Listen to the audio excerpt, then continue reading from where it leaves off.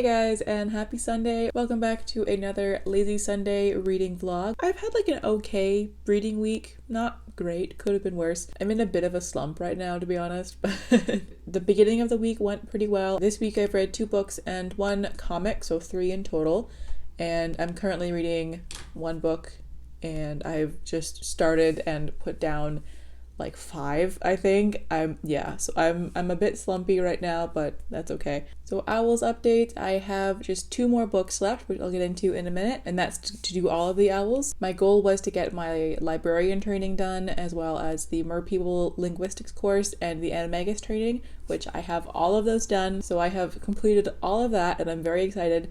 And so my stretch goal was to, if I had time, was to read a book for all of the O.W.L.s prompts. I think I'll be able to. But as for what I've read so far this week, I did end up reading The Glass Magician by Charlie Ann Holmberg, the sequel to The Paper Magician, which I read last week. This was my book for the History of Magic prompt, to read a book about witches or wizards.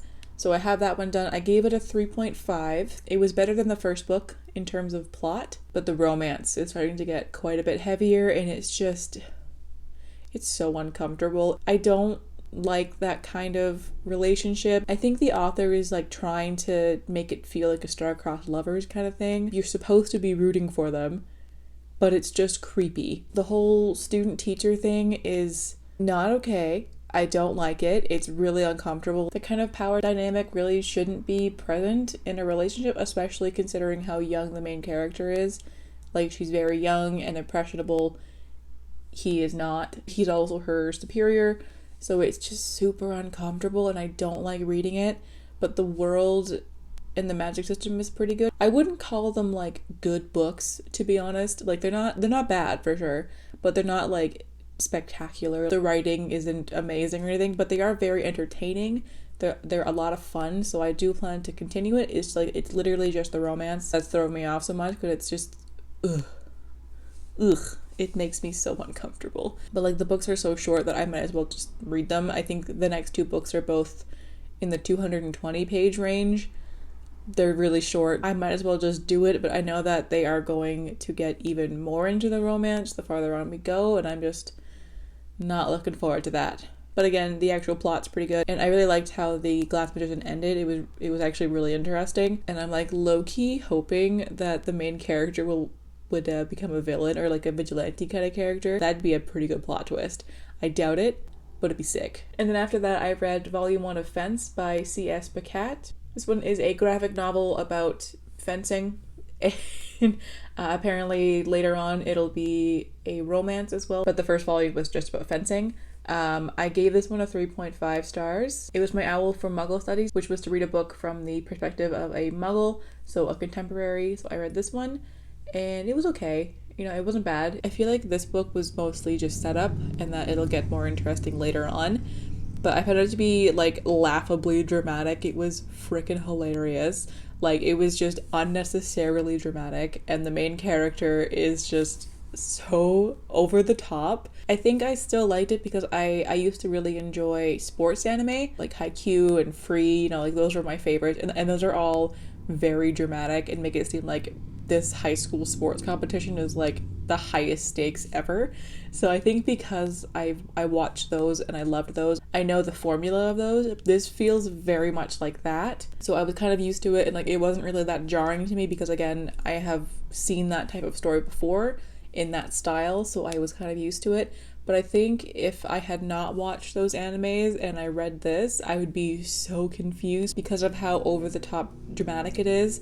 It's a little ridiculous, but if you know the kind of formula that these stories take in sports anime and sports manga, then it's kind of normal. But yeah, it was just really weird, and it was good. And like, I mean, the first volume, it was really just about fencing and them trying out for the team and everything, and like setting up the kind of like friendships and rivalries that we'll see later on. I think it'll be good later, but the first volume was pretty boring, to be honest. So I gave that one a 3.5 stars. And then the last thing that I've actually finished for this week was a reread of The Hunger Games by Suzanne Collins. Oh, this was so good, actually. I read this for the first time in 2012. I think I was 15.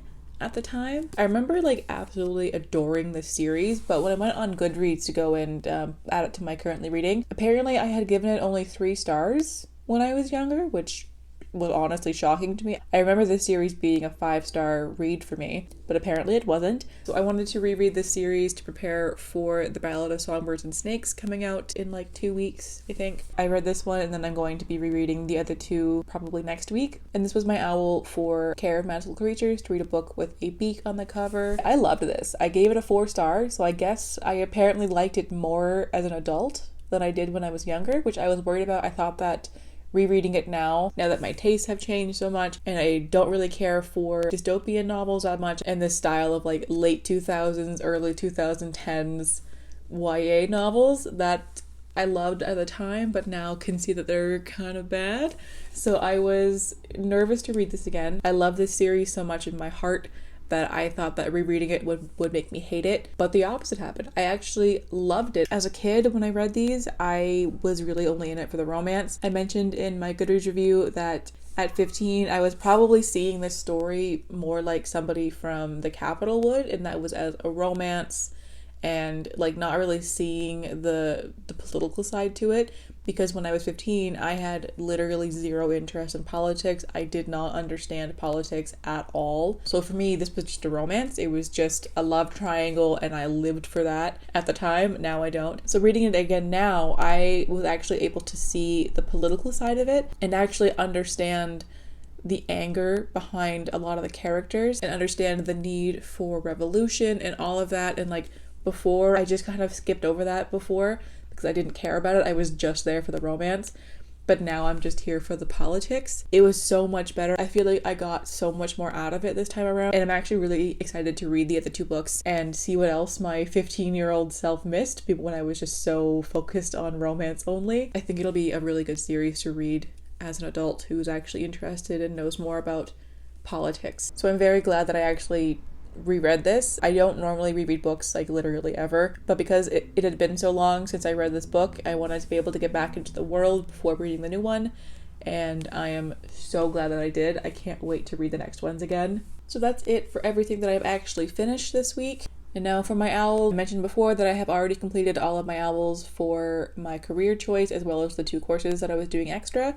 And I am almost done my stretch goal, which was to do all of the owls. So I have 2 books left for that, and that is to do Charms, a book with a white cover, and Divination, which was to use a random number generator and just pick a random book off of your TBR. So for Charms, I'll be reading Citizen and American Lyric by Claudia Rankin. Scribd has this one as an audiobook, but I guess I had reached my limit for how many audiobooks I could listen to in 1 month. So they had taken it off and I was waiting for it to be available again, which it now is as of today. So I'm probably going to read that one today because it's super freaking short. I think the audiobook is like an hour and a half at normal speed. So it'll be like 45 minutes at double speed. So I'll probably do that today. For Divination, this is where I kind of went into a slump. I read those 3 books Sunday, Monday, Tuesday. And then since Wednesday, I've been trying to commit to something and I just cannot commit to something. I've been using the random number generator on my TBR so many times because I'll use it, I'll pick the random book, read like a chapter, and then be like, I'm not feeling this, and put it down, try it again, put it down, try it again. I'm like, oh my god, just fucking pick something. And I just haven't been able to commit to anything. Like nothing is keeping my attention right now, which really fucking sucks. It's so annoying. So I think I've started and put down at least 5 books in the last couple days. Like I tried reading The Seep, I tried The Devouring Grey, I tried Ghosts of the Shadow Market by Cassandra Clare. There was Warriors, Witches, Women by Kate Hodges. And then a couple of others as well. And I was getting so mad at myself. But I think I have finally found a book that I'm going to stick to, and that is 1,000 Beginnings and Endings, which is a series of short stories. It's edited by Ellen O. and Elsie Chapman. So this is 15 retellings of Asian myths and legends, and so far it's stunning. I read 3 of the stories yesterday, and they're all gorgeous. So I think I'm going to really like the rest of this once I get more into it. It's super short, so it's not going to take me long to get through it all. This one is great so far. I can't wait to read more of it. It's really, really beautifully written, and there's so many different cultures that are in this one. Like, there are Filipino stories, there's Punjabi, Vietnamese, Korean, Japanese. Like, there's a whole bunch of different cultures in this book, and like the majority of them I don't know really any of their myths, and I adore folklore and fairy tales, especially from cultures that I'm not really familiar with. So I cannot wait to get this one. I'm so glad that this one came up on one of my like 6,000 different randomly selected books off my TBR. Thank God I finally picked one, and hopefully this will get me out of my slump. Please. So after I finish those two, I will be completely done all of the owls. I'll have read all 12 owls, which I did not think I was going to do, to be honest. But yeah, so that's about it for this week. I'm going to be focusing on reading those two, and then after that I'll probably be reading Exit Strategy by O.W.L.s, which is the next book in the Murderbot Diary series, since the 5th book comes out I think on May 5th. May 7th, something like that. And then I'll be rereading the next 2 Hunger Games books, as well as the last 2 Paper Magician books as well. So that'll be, I doubt that I'll get all of that done in 1 week, but those are just like the next books on my TBR that I'm going to be reading. But yeah, so that about does it for today. I hope you're all having a fantastic week, and that next week will be even better. And thank you so much for watching. I hope you're all having a fantastic day, and I will catch you in the next video. Bye!